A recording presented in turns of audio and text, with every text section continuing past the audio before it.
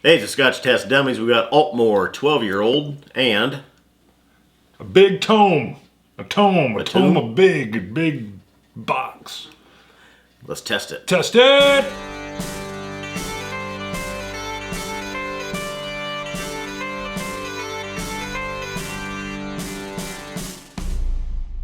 All right, continuing our review of what was originally the last great malts. Now, they didn't term the last three the last great malts. I don't know if they're still sticking with that or not. I think they're sticking. Because the first ones, the Craigellachie and the Aberfeldy, were the last great malts, volume 1 and 2. Right. I don't see that anywhere connected with the newest three, with the Royal Brackla, with the Aultmore, and the Dewar. I think they let the artist or the compiler of the tomes Okay. just say, hey, give them a distinct flavor. And if you want to see, we did an unboxing of this tome. And if you want to see that, there's links. We'll put it up here there's somewhere. annotations that'll send you so you can go see that if Yep. you haven't looked at that already. Yep. This will be about the juice. Yes. A review about the juice. But Aultmore 12-year. Foggy Moss. yeah. What is, you've read all the color history on that. They have a little media pack in there. Yeah, the mystery of Bucky Road, basically, in this foggy moss area. And the guy says, well, it's foggy and it's mossy. There's a lot of fog and That's why and they call moss it the foggy that moss. they use to make peat. And then the glass that's in I there. don't know if they use it to make peat, do they? Well, I think there's some peat bogs in there as well, if I remember right. But I don't know. Yeah. Maybe I missed that. We watched all three of them together. And then they included a kind of a cool Glencairn etched glass, which we don't have in there. But it makes it look like there's a fog descending on the whiskey. Yeah, it's a very well done presentation on the box. Yeah. The contents. This one is one of the... Oops, that was quite a bit. I'm going to split that one with you. All right. Cross pour. This is one of the main ones, is what I was trying to think of, that Dewar uses in its blends.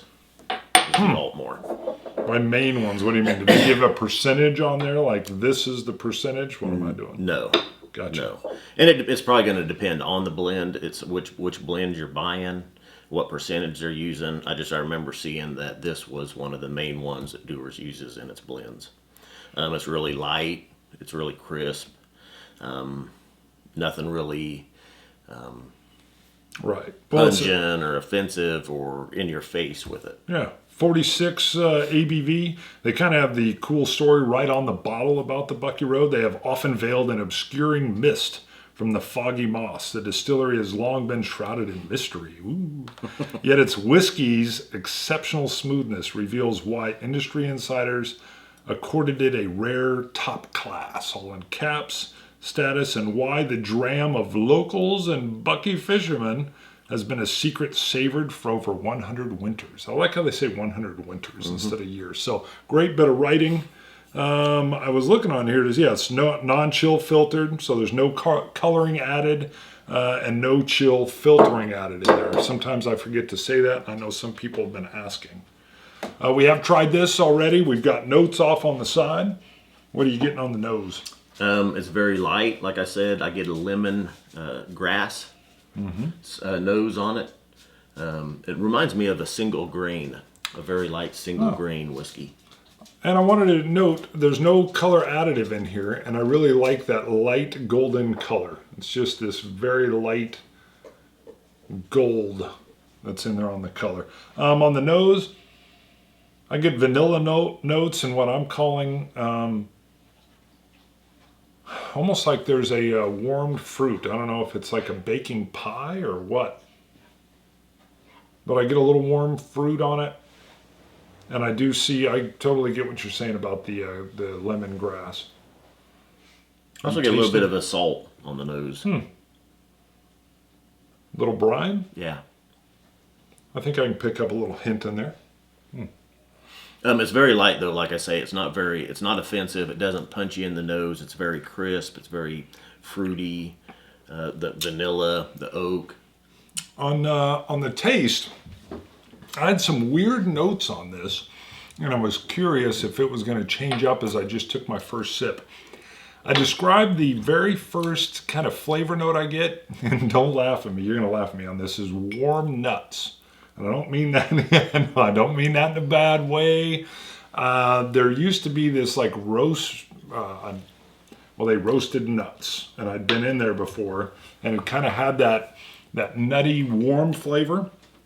And then I get an oaky wood, but I kind of list it as barn wood. I feel like it's an old, dry wood. It's got a little bit of spice on it with some pepper. And what I really like is it moves out. This one transitions very nicely, and I get a honey cream aftertaste that flows through. Now, I would say, too, you did point out this was 46% ABV. The other two from this release, the Royal Brackla and the Deveron, are both 40%. And I don't remember on the Craigellachie and the Aberfeldy what they are. But this was the strongest of the three newest ones anyway. And the mouthfeel with it, it's very full. That 46%, almost a little strong for me. It's right on that borderline. But I get oak. There's a little bit of that saltiness in there still that I'm getting. A tropical fruit. A tangerine, orange, lemon, something light and fruity like that. When I add the drop of water, it definitely brings out more of that fruit tangerine flavor for me. I have a lemon drop also, the candy. Those little lemon drops, hard candy. It had like the sugar coating. Yeah, there is a little bit of a lemon undertone in there.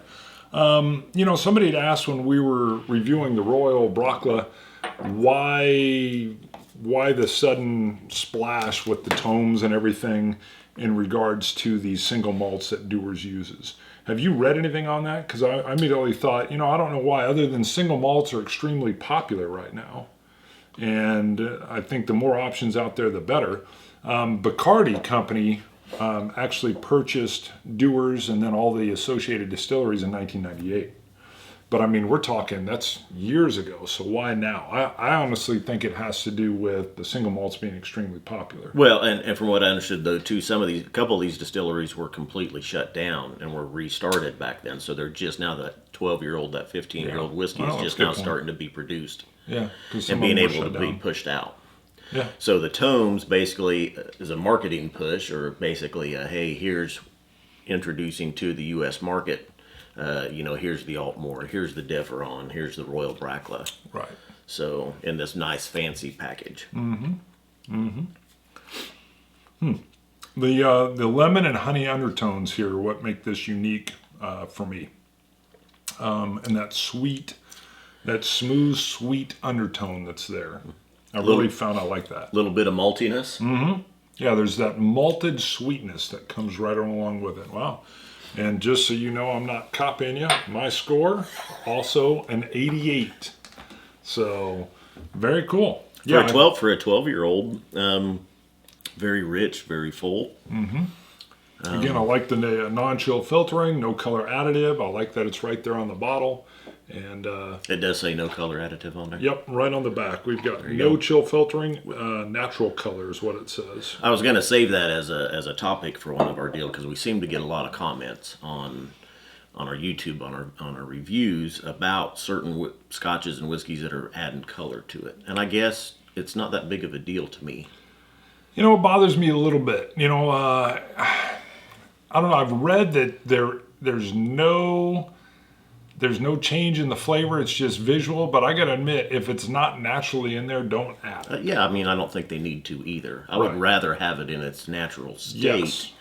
But here's my opinion of it, because some people refuse to buy, if there's color additive to it, they refuse to buy it, or they just knock it as a crappy whiskey or a crappy scotch. But, to me, I'm like, close your eyes, don't look at the label, and taste it. Is it good? Yeah, or not? I do like when we do our shootouts. And maybe at some point we should do a shootout where like two of them we know, they say no color additive, and then we should go find two that we just somehow know there is a color additive. But would you refuse, if there was color additive in this, would you refuse to buy it? No.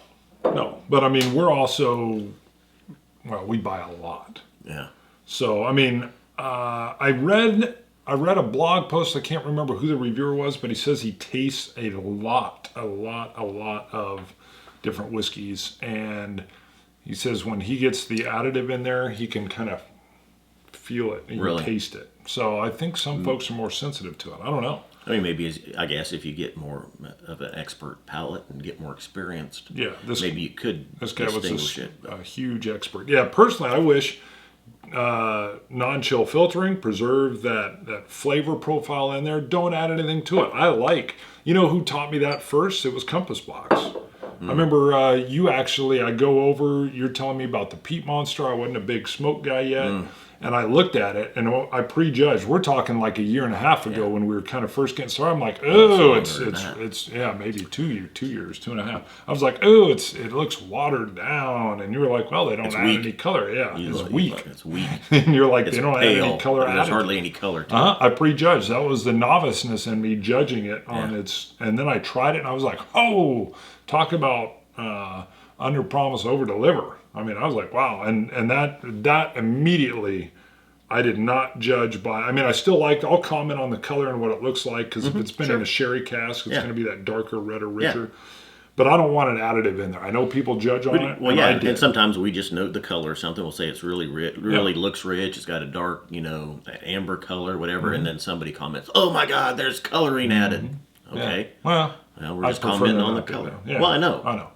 But that was my education, was the Compass Box Peat Monster. So, and thanks to you, because at that point, whatever, 2.5, 3 years ago, I was a novice where I was looking at color. And maybe back then I might have passed up on it if you hadn't told me how good it was. Yeah.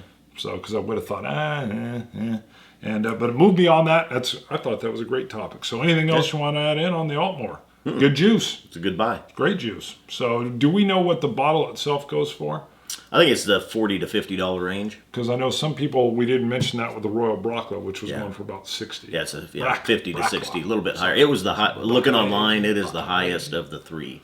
The Dewar, the Aultmore, and the Royal Bracla. The Royal Bracla was the highest. Gotcha. 50 to 60 range. And I think both the Aultmore and the Dewar will be available $40 to $50 range. Great prices. All right, cool. Scotch it, you Scotch gods. Cilantro. Dummies.